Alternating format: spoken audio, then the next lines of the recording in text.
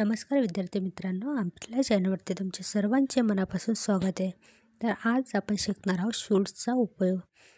शूल्सचा उपयोग आपल्याला कसा करायचा हे आपण आज बघणार आहोत. तर बघूया.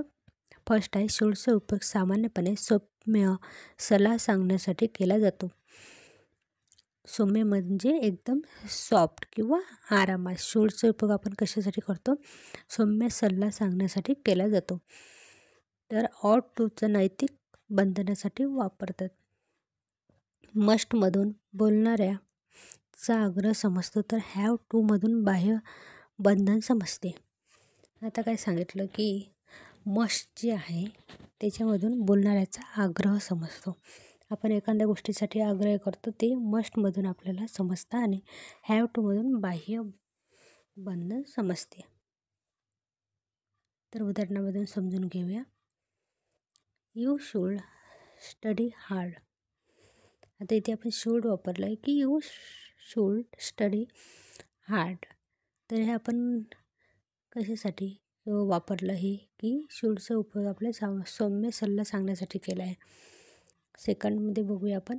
You ought to take care of your parents. आताच आपण काय बघितलं की ऑट टूचा जो उपयोग आहे तो नैतिक बंधनासाठी वापरतात. आणि सेकंडमध्ये बघूया. You must complete your homework. इथे मस्टचा आपण यूज केलेला आहे. तर मस्ट कशासाठी वापरतात? तर ते आपण जसं मस्टमधून बोलणारे आग्रह समजतो, आग्रह करण्यासाठी. आता you must complete your homework, इथे आग्रहासाठी उपयोग केला. तर फोर्थ बघूया. Student have to follow the rules of college management.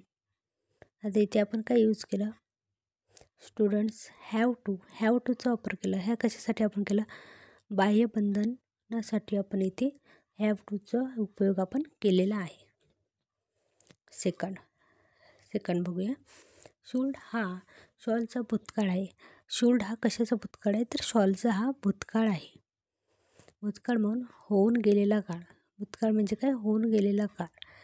त्यामुळे डायरेक्टचे इनडायरेक्ट स्पीच करताना सल्लग किंवा असे योग्य होईल या अर्थाने शॉलचे शूल्ड करावे. काय आता इथे सांगितलं की शूल्ड जो आहे आपला तो शॉलचा भूतकाळ आहे आणि त्याचे डायरेक्टचे इनडायरेक्ट स्पीच करताना आपल्याला सल्ला किंवा योग्य होईल या अर्थाने शॉलचे शूल्ड करावे. मग आता शॉलचे शूल्ड आपल्याला करायचं आहे. ते कसं? तर वाक्यामध्ये आपण बघूया. I said I shall not do this work. आता इथेच आपल्याला सांगितलं की शूल्ड हा शॉलचा भूतकाळ आहे. तर बघूया. I said I shall not do this work. जसे की I said that I should not do that work. Should हा शॉलचा भूतकाळ आहे म्हणून आपण इथे काय वापरला? Should. Not do this that work यानुसार. आता थर्ड आपण बघणार आहे. लेट्स हे नकारदर्शक उभारणारी अव्यय किंवा उद्देशदर्शक वाक्य जोडण्यास वापरल्यास दुसऱ्या वाक्यात शूल्ड वापरले जाते. काय सांगितलं की लेट्स हे नकारदर्शक उभारणारी अव्यय कृती व उद्देशदर्शक वाक्य जोडण्यास वापरल्यास एखादी कृती किंवा उद्देशदर्शक वाक्य आपल्याला जर जोडायचं असलं तर ते जर आपण वापरलं तर दुसऱ्या वाक्यात आपल्याला शूल्ड वापरले जाते. आणि अशा वाक्यात शूल्डचे वाक्य नकारदर्शक करू नये. अशा वाक्यात आपल्याला काय करायचं की शूल्डचे जे वाक्य आहे ते नकारदर्शक करायचं नाही आहे. आता लेट्सचा अर्थ अशी घडू नये असा होतो. लेट्सचा अर्थ काय होता आपल्याला? LEST. लेट्सचा अर्थ आपला होता असे घडू नये. याच्यासाठी एक्झाम्पलमध्ये बघूया.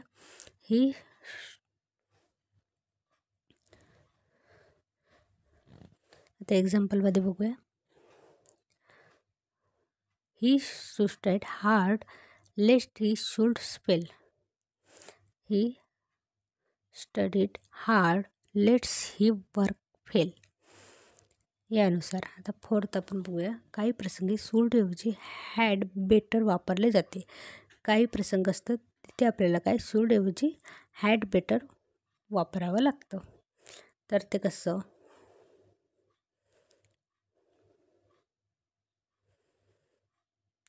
आता आपण कोणचं बघणार आहे, काही प्रसंगी सूडमध्ये जे फोर्थ आहे आपलं, फोर्थचं आपण बघणार आहे.